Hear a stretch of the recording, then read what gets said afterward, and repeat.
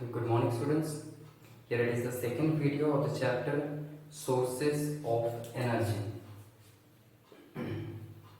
Sources of Energy. In the last video, sorry, this one is the third video. In the last video, we discussed about coal, different types of coal also. Means in the last video we discussed about different types of coals. There are 4 types of coals: peat, lignite, bituminous, anthracite. I hope you already learned about the uses of different types of coals. So we have to learn the percentage of carbon present in different types of coals. That is, peat, it contains 30% of carbon. Lignite, it contains 38%. Bituminous, it contains 65% of carbon. And anthracite, it contains 90% of carbon. It means most valuable coal type of coal, that is obviously anthracite. Okay, anthracite is generally used in home uses, like burning of coal which produce heat. Okay, by using this we can prepare the food or like this. Okay, means in domestic purpose this anthracite coal is used. And there are different types of coals, that is you can say lignite, bituminous. These are generally used in case of producing electricity by burning it. So like this, in today's video we'll discuss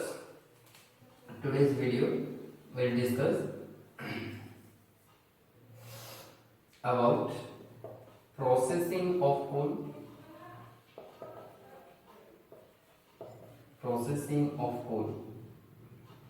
and products of destructive distillation,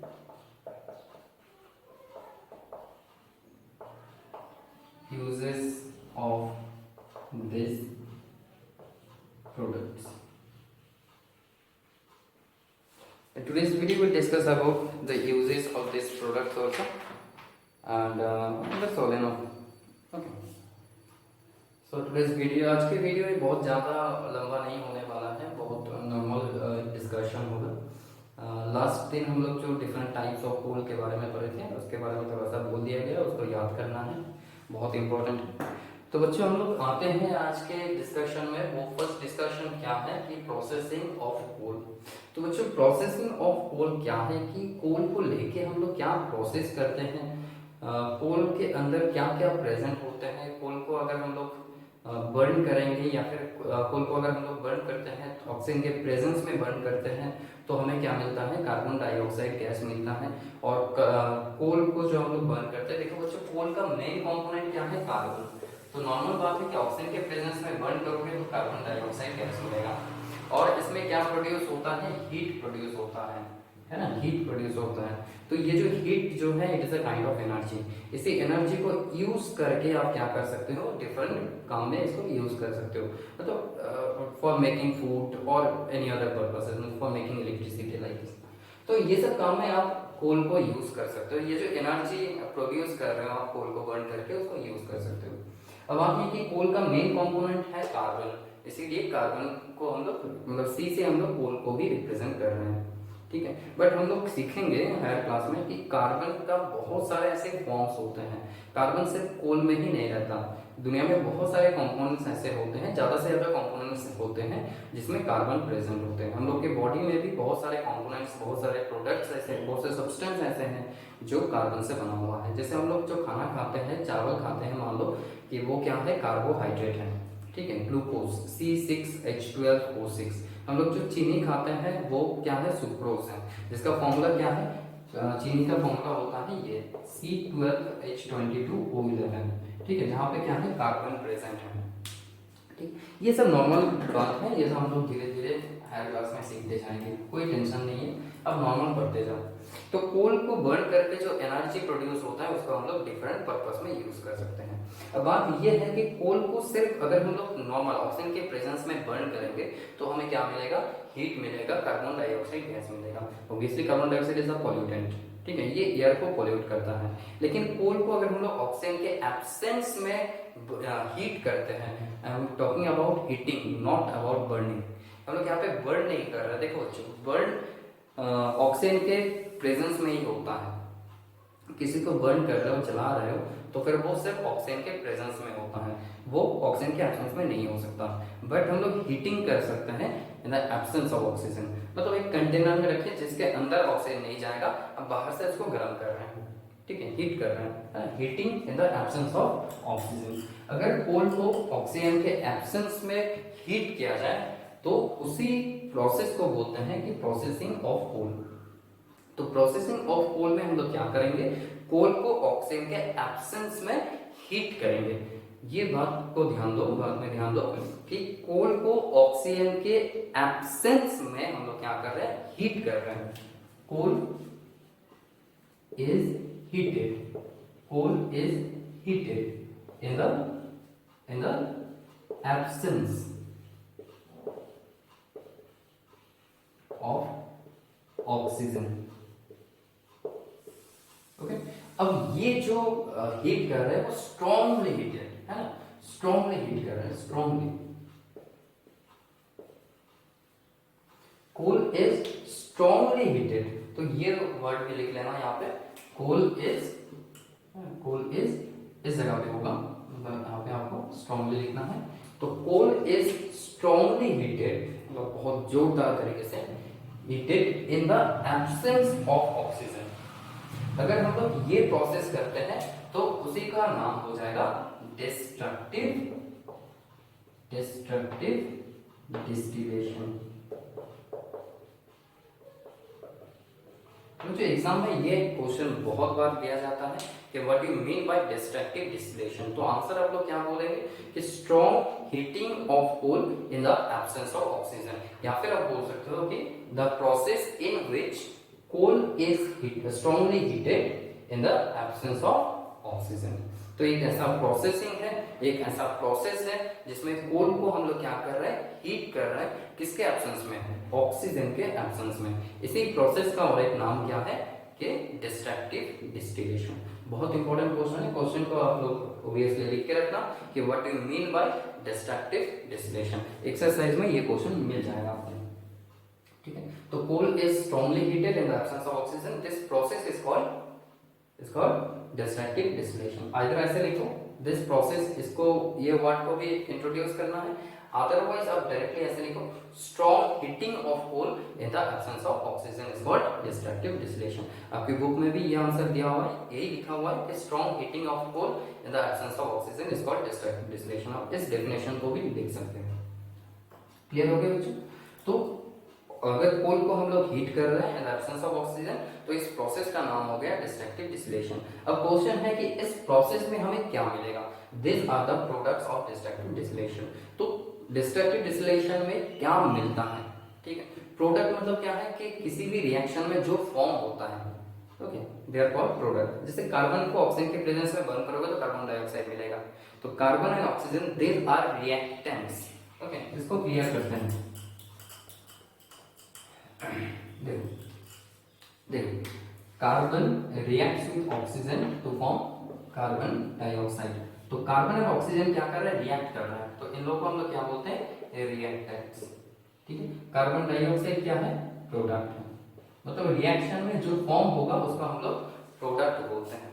तो इसके बारे में details अगर जानना चाहते हो तो फिर क्लास 10 का जो वीडियो है, वीडियो नंबर 3, इसको आप एक बार देख सकते हो, ठीक है। मोस्ट प्रॉब्ली वीडियो नंबर 3 या 2 में है, मुझे याद नहीं आ रहा है, ठीक है। लेकिन तो carbon and oxygen they reacts, that's why they are called reactants, and carbon dioxide is formed after the reaction, that's why it is called product। ठीक है बच्चों, क्लियर हो गया? तो रिएक्टेंट्स एंड प्रोडक्ट्स, ठीक है, एक से ज्यादा हो तो प्रोडक्ट्स लिखेंगे, ठीक है। अच्छा, तो बात यह है कि डिस्ट्रक्टिव डिस्टिलेशन का प्रोडक्ट क्या है, तो हम लोग सेकंड पॉइंट में आएंगे, products of destructive distillation of coal. तो बच्चों अगर कोल को हम लोग हीट करते हैं in the absence of oxygen then we will get 3 products. तो हमें कितने प्रोडक्ट्स मिलेंगे, 3 प्रोडक्ट्स मिलेंगे। तो समझते हैं वो 3 प्रोडक्ट हैं क्या। Product number 1 2 3। तो प्रोडक्ट नंबर 1 जो है वो है कोक, ठीक है। तो फर्स्ट जो प्रोडक्ट हमें मिलता है in case of the destructive distillation of coal that is coke. अच्छा, सेकंड क्या है? सेकंड है कोल्टर। ओके, सेकंड क्या है? कोल्टर। ओके, और थर्ड क्या है? Coal gas.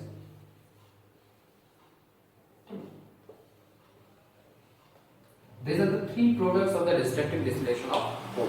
What do you mean by destructive distillation? Strong heating of coal in the absence of air or oxygen. ठीक है, that is called the destructive distillation. देखो air और oxygen यहाँ पे same है। अच्छा, कोक, कोल्टर और कोल gas, ये तीन प्रोडक्ट आपको मिल जाएगा किसमें?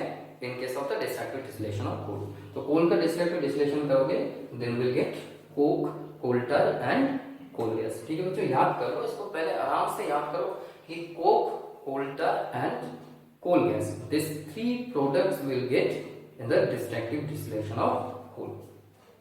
ठीक है, क्वेश्चन आता है, name the three products that you get in the destructive distillation of coal. Okay, name the three products that you get in the destructive distillation of coal. तो आंसर क्या होगा? Coke, coal tar, coal gas. ठीक है, याद कर लो, coke, coal tar, coal gas. अब हम लोग एक एक करके इसका यूज करते हैं।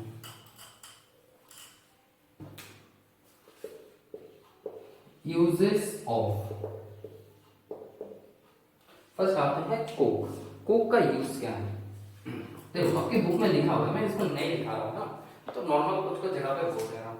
तो कोक जो है ये डोमेस्टिक पर्पस में यूज किया जाता है। डोमेस्टिक पर्पस में यूज किया जाता है, मतलब घर में बहुत सारे काम में यूज किया जाता है। बर्निंग ऑफ कोक ये सब में यूज किया जाता है। अच्छा, इंडस्ट्रियल पर्पस में भी यूज किया जाता है, इंडस्ट्री में इसको बर्न करके हीट प्रोड्यूस किया जाता है। अच्छा, सेकंड जो है बहुत इंपॉर्टेंट यूज है इसका। सेकंड इसका जो यूज है that is metal extraction. Metal extraction, metal को हम लोग निकलते हैं उसके ओर से। ठीक है, कहां से निकलते हैं? उसके ओर से, ORE, ओर। अच्छा बच्चों, ओर क्या होता है, मिनरल्स क्या होता है, इसके बारे में हम लोग इस चैप्टर में भी डिस्कस नहीं कर रहे हैं। वो मेटल नॉन मेटल बोल के जो थर्ड चैप्टर है, देखना आपकी बुक में, तो उस चैप्टर में हम लोग डिटेल्स डिस्कशन करेंगे कि मिनरल्स क्या होते हैं, ओर क्या होते हैं, मेटल एक्सट्रैक्शन क्या होता है। ठीक है, तो अभी डिस्कस नहीं कर रहे। तो मेटल एक्सट्रैक्शन मतलब समझ लो आप कि मेटल को अलग करना। अब किससे अलग करते हैं कि देखो, मेटल जो है, मेटल एक नेचुरल सब्सटेंस है, वो हमें नेचर से मिलता है। ठीक है, मेटल हम लोग कुछ खुद नहीं बनाते हैं, जैसे आयरन, लोहा है ना, ये सब हम लोग, लोहे का कोई भी चीज, तो वो सब हम लोग खुद से नहीं बनाते। देखो जैसे सामान बना रहे हैं that's a different issue, but लोहा कहाँ से आ रहा है, आयरन कहाँ से आ रहा है, दैट इज फ्रॉम नेचर। अब नेचर में हमें जो आयरन मिलता है वो एक कंपाउंड के फॉर्म में रहता है। मतलब सिर्फ आयरन गए, आयरन मिल गया, ले लिया, ऐसा नहीं होता है। आयरन किसी और के साथ जुड़े हुए रहते हैं। ठीक है, तो जिसके साथ जुड़े हुए रहते हैं वो हमें नहीं चाहिए, हमें क्या चाहिए? आयरन चाहिए। तो आयरन जिसके साथ जुड़े हुए हैं उसको अलग कर देते हैं और सिर्फ आयरन को निकाल लेते हैं। This process called the extraction of metal. ठीक है, जैसे कि मान लो कि आप आयरन लेने के लिए, अब देख रहे हो आयरन के साथ ऑक्सीजन जुड़ा हुआ है। ठीक है, आयरन के साथ ऑक्सीजन मिक्स्ड है, तो आप क्या करोगे? ऑक्सीजन को अलग करोगे, है ना, इसको आप क्या कर दोगे? एक्सट्रैक्ट करोगे, है ना। एक्सट्रैक्ट करना मतलब अलग करना। ठीक है, एक्सट्रैक्ट करोगे तो फिर आपको क्या मिल जाएगा? सिर्फ आयरन मिल जाएगा। तो ये जो प्रोसेसिंग है इसी को बोलते हैं एक्सट्रैक्शन ऑफ मेटल। तो मेटल एक्सट्रैक्शन में कोक को यूज किया जाता है। कैसे? एग्जांपल है जैसे जिंक ऑक्साइड, ZnO। ठीक है, जिंक ऑक्साइड। अच्छा, कोक मतलब यहाँ पे कार्बन, ये C से कोक को रिप्रेजेंट कर रहा है। अब क्या है? कार्बन आई मीन कोक के साथ इसका रिएक्शन होगा तो ये बनेगा Zn प्लस CO। ठीक है, ये O बड़ा होगा, कैपिटल O होगा, मतलब कार्बन मोनोऑक्साइड। इसका नाम क्या है? Carbon monoxide. अब लोगों को पता होगा कि CO2 क्या है? Carbon dioxide. डाई मतलब दो, यहाँ पे दो ऑक्सीजन है इसीलिए बोला जा रहा है कार्बन डाइऑक्साइड। और CO जो है ये क्या होगा? एक ऑक्सीजन है तो इसलिए एक को बोलते हैं मोनो। ओके, क्या बोलते हैं? Mono, MONO। तो इसका नाम क्या होगा? Carbon monoxide. ठीक है, क्लियर हुआ? Carbon dioxide and carbon monoxide. लेकिन गलती से कोई इसको मत लिखना, है ना, ये कार्बन मोनोऑक्साइड नहीं है, वो छोटा कर दोगे तो ये अलग एलिमेंट हो जाएगा।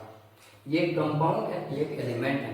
आप लोग क्लास 7 में कंपाउंड एलिमेंट के बारे में पढ़ चुके हो, मैं उसको डिटेल्स अभी नहीं बोल रहा हूँ, है ना। CO जो है ये छोटा ओ होगा तो ये एलिमेंट हो जाएगा, ये क्या हो जाएगा, कोबाल्ट हो जाएगा, ठीक है, कोबाल्ट हो जाएगा। अच्छा छोड़ो, तो जिंक ऑक्साइड कोक के साथ रिएक्ट होगा तो जिंक और कार्बन मोनोऑक्साइड बनेगा। तो ये जो कार्बन, तो देखो कार्बन आई मीन कोक जो है वो क्या कर रहा है, जिंक ऑक्साइड से ऑक्सीजन को अलग कर दे रहा है, ऑक्सीजन को खुद ले रहा है ना, खुद ले लिया, ऑक्सीजन जिंक ऑक्साइड से अलग हो गया तो हमें क्या मिल जाएगा, जिंक मिल जाएगा। जिंक क्या है, मेटल है, क्लियर हुआ? तो किसी एक मेटल को अगर एक्सट्रैक्ट करना है, अलग करना है ऑक्सीजन से, तो हम लोग क्या कर रहे हैं, कोक यूज कर रहे हैं। जरूरी नहीं है कि सभी मेटल से ऑक्सीजन को अलग करने के लिए कोक यूज किया जाएगा, ठीक है। कौन सी जगह पे कोक यूज करेंगे, किसमें कोक यूज नहीं करेंगे, वो सबके बारे में क्लास 10th में डिस्कशन होगा, ठीक है, जरूरी नहीं अभी जस्ट याद रख लो, ठीक है। मेटल एक्सट्रैक्शन, तो आपको क्या याद रखना है, coke is used in the process of extraction of metal, ठीक है। Third very important, it is used to produce water gas, okay. अच्छा बच्चों, वाटर गैस जो है इसका और एक नाम है प्रोड्यूसर गैस, ठीक है, या फिर अब इसको बोल सकते हो सिन गैस।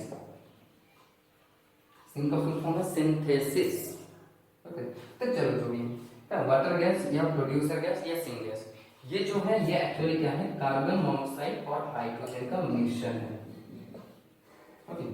कार्बन मोनोऑक्साइड और हाइड्रोजन का मिक्सचर है, ये बनाने के लिए हम लोग कोक यूज करते हैं। अब वाटर गैस का दुनिया में बहुत सारे यूज हैं, बहुत सारे यूजेस हैं कि वाटर गैस से आप मीथेन बना सकते हो, वाटर गैस से आप मिथेनॉल बना सकते हो, डिफरेंट टाइप्स ऑफ अल्कोहल बनाने के लिए भी वाटर गैस को यूज करते हैं। बहुत सारे कंपोनेंट्स को बनाने के लिए इसको यूज किया जाता है, इसीलिए इसका एक नाम है प्रोड्यूसर, मतलब जो बनाता है, प्रोड्यूसर, ओके। याद करोगे इसको, ठीक है। तो कोक का क्या क्या यूज हम लोग करें कि it is used as domestic fuel, domestic fuel या फिर industrial fuel, industrial TRIAL, INDUSTRIAL, industrial fuel.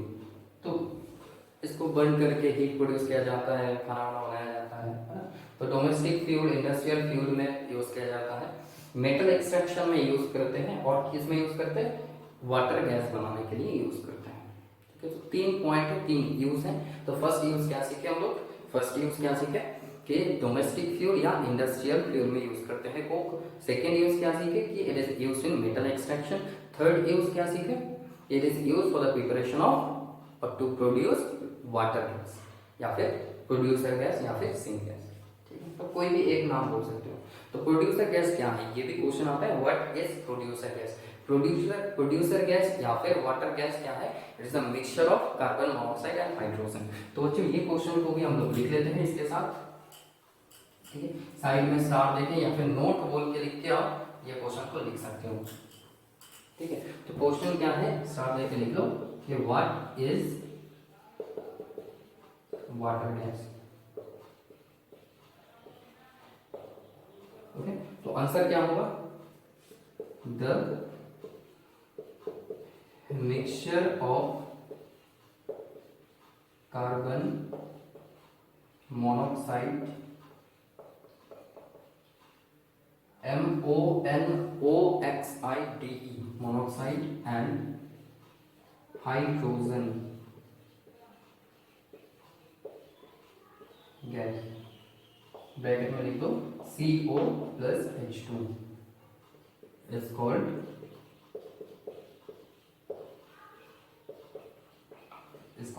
Water gas. तो बच्चों इसका और एक नाम क्या है, प्रोड्यूसर गैस या फिर सिंक गैस, ठीक है। लिख लो इसको, वीडियो पॉज करके लिख लो, ठीक।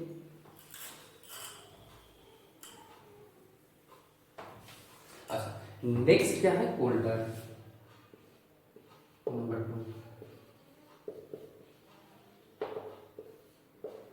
देखो कोल्डर के बारे में कुछ पॉइंट आपको याद रखना है। ये ब्लैक लिक्विड है, ब्लैक कलर का होता है, ठीक है, ब्लैक लिक्विड है, having high viscosity, high viscosity. तो ये कोल्डर जो है इसका विस्कोसिटी बहुत ज्यादा है। तो बच्चों ये वर्ड शायद आप लोगों को नहीं पता होगा कि विस्कोसिटी क्या होता है। देखो विस्कोसिटी क्या है, लिक्विड का एक प्रॉपर्टी है। देखो जैसे कि मान लो आपके हाथ से एक ग्लास गिर गया जिसमें वाटर है, ठीक है, तो वाटर क्या एकदम बहुत दूर तक फ्लो कर जाएगा? नहीं, एक सर्टेन डिस्टेंस तक फ्लो कर जाएगा। आप लोग पढ़े हो फ्रिक्शन, ठीक है, फ्रिक्शन क्या होता है कि जब कोई भी एक लेयर दूसरे एक लेयर के रेस्पेक्ट में मोशन में जाना चाहता है तो नीचे वाला लेयर इसको क्या करता है, इसके ऑपोजिट तरफ एक फोर्स अप्लाई करता है, ठीक है, इसके ऑपोजिट की तरफ एक फोर्स अप्लाई करता है। इसी को हम लोग फ्रिक्शन बोलते हैं, फ्रिक्शनल फोर्स। हो सकता है क्लास 8 में ही पढ़ोगे। अच्छा, तो लिक्विड में मान लो कोई एक लिक्विड है, ये लिक्विड को हम लोग कुछ लेयर में डिवाइड कर देते हैं, ठीक है, कुछ लेयर में डिवाइड कर देते हैं, ठीक, कुछ लेयर में डिवाइड करते हैं। ये लिक्विड है, ये लिक्विड, ठीक है, ये लिक्विड है, तो इसको हम लोग कुछ लेयर में डिवाइड कर दिए। अब ये जो लेयर होगा, देखो ये ऊपर का लेयर जो है ये सामने की तरफ जाना चाहता है, फ्लो करना चाहता है, तो ये नीचे का लेयर क्या करेगा, नीचे का लेयर इसको इसके ऑपोजिट में इसको खींचने का कोशिश करेगा, ठीक है। जैसे ये एक लेयर है, ये एक लेयर है, ये लिक्विड का लेयर है, ये एक लिक्विड का लेयर है, तो ये वाला लेयर जब मूव करना चाहेगा तो ये नीचे वाला लेयर क्या करेगा, इसको पीछे खींचेगा, पीछे की तरफ। जैसे नॉर्मल स्कूल में भी होता है, जब आपका कोई एक दोस्त मान लो आप पढ़ाई करना चाहते हो, वो आपको पीछे की तरफ खींचा, अरे पढ़ाई करके क्या होगा, है ना। तो वैसे ही कि लिक्विड का एक लेयर जो मूव करना चाहता है तो उसके नीचे वाला लेयर क्या करेगा, उसको पीछे की तरफ खींचेगा, तो उसका मूवमेंट जो है वो स्लो हो जाएगा, है ना, उसका मूवमेंट जो है वो स्लो हो जाएगा और धीरे धीरे कुछ देर बाद जाके वो रुक जाएगा। तो जिसमें ये ऑपोजिट फोर्स बहुत ज्यादा होता है उसके लिए हम लोग बोलते हैं कि इसका विस्कोसिटी ज्यादा है। तो पीछे की तरफ खींचने का जो पावर, जो टेंडेंसी है, that is called the viscosity, ठीक है। जब लिक्विड का एक लेयर दूसरे लेयर को ऑपोजिट तरफ खींचते हैं, अट्रैक्ट करते हैं, उसी प्रोसेस को या फिर उसी प्रॉपर्टी को हम लोग बोलते हैं विस्कोसिटी। तो जिसमें क्या होगा, विस्कोसिटी ज्यादा होगा, जिस लिक्विड का विस्कोसिटी ज्यादा होगा वो ज्यादा फ्लो नहीं कर पाएगा, है ना। जैसे कि मतलब आपके हाथ से तेल गिर गया, ऑयल गिर गया और वाटर गिर गया, कौन ज्यादा फ्लो करेगा, कौन ज्यादा फ्लो करेगा, ऑब्वियसली वाटर ज्यादा फ्लो करेगा। क्यों वाटर ज्यादा फ्लो करेगा, क्योंकि वाटर का विस्कोसिटी कम है, ठीक है। जिसका विस्कोसिटी ज्यादा होगा वो कम फ्लो करेगा, इसका विस्कोसिटी कम होगा वो ज्यादा फ्लो कर जाएगा, ज्यादा दूर तक चला जाएगा। दैट्स द मैटर, ठीक। जरूरी नहीं है कि आप घर में ऐसे तेल और वाटर लेके ऐसे टेस्ट करो कि कौन पहले जाता है ना, जरूरी नहीं है। आप 1 to 1 लेके कर सकते हो, बट ज्यादा मत गिरा देना, ठीक है। अच्छा लिक्विड, तो कोल्टर क्या होता है, कोल्टर एक ब्लैक कलर का लिक्विड है, LiQ लिक्विड है ना, पूरा लिख लेना LiQUID। तो ये ब्लैक कलर का एक लिक्विड है, ब्लैक दिखता है और हाई विस्कोसिटी, इसका विस्कोसिटी क्या होता है, बहुत ज्यादा होता है। आप लोग देखे होंगे कोल्टर घर में जैसे छत बनाता है, जब रूफ बनाया जाता है तो उस टाइम एक काला काला टाइप का कुछ ब्लैक लिक्विड ऐसे स्प्रे किया जाता है या फिर लिक्विड को ऐसे डाल दिया जाता है, ठीक है। तो रूफिंग मटेरियल बोलते हैं उसको। तो ये रूफिंग मटेरियल एक्चुअली क्या है, कोल्टर। अच्छा, तो आते हैं इसका यूज में, ठीक है। तो लिखते हैं इसका यूज जो है, it is use in number 1, ठीक है। ये डाई बनाने में यूज करते हैं, synthetic die number 2 drugs, number 3 roofing material,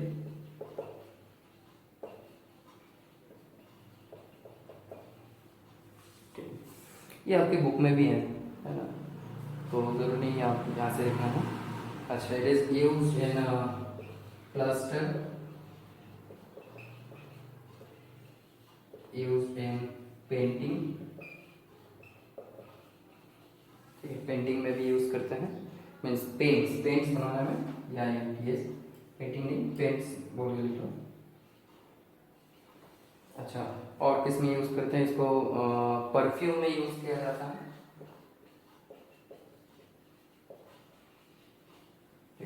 perfume में यूज किया, और ये बहुत एक्सप्लोसिव बॉम्ब बनाने के लिए यूज किया जाता है, ठीक है। तो ये सब कुछ पॉइंट आप नॉर्मली याद कर सकते हो, ठीक है।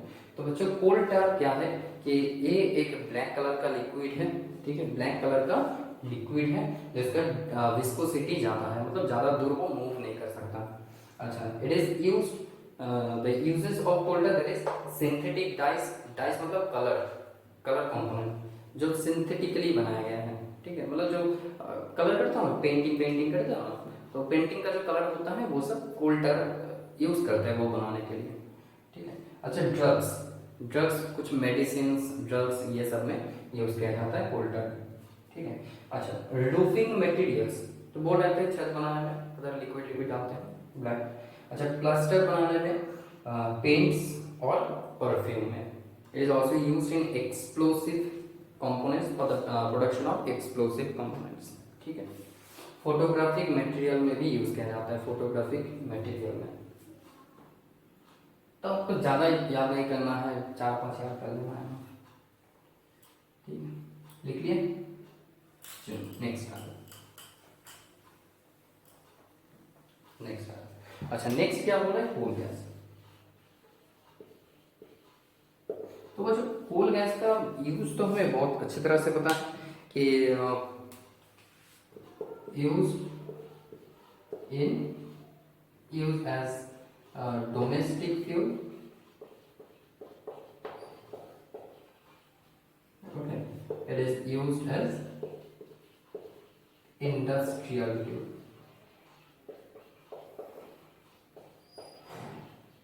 ठीक है। जो हम लोग यूज करते हैं ना कि एलपीजी, सीएनजी, पीएनजी, ये सब क्या है?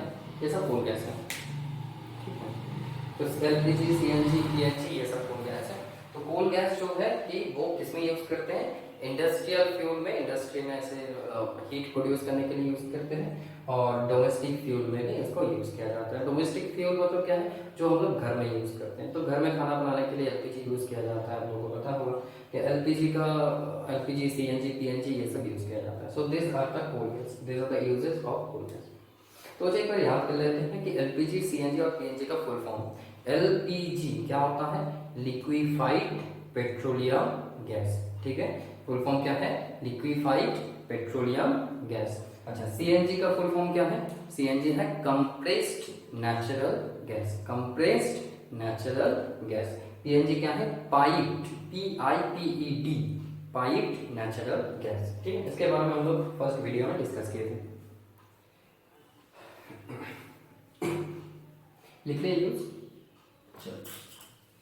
तो एक बार याद कर लो, आराम से याद करो कि फर्स्ट क्या है। फर्स्ट तो क्या क्या सीखे? प्रोसेसिंग ऑफ कोल, उसमें क्या सीखे? Destructive distillation. What do mean by destructive distillation? Strong heating of coal in the absence of air और in the absence of oxygen is called the destructive distillation. Destructive distillation में क्या product मिलता है? 3 product मिलता है destructive distillation of coal.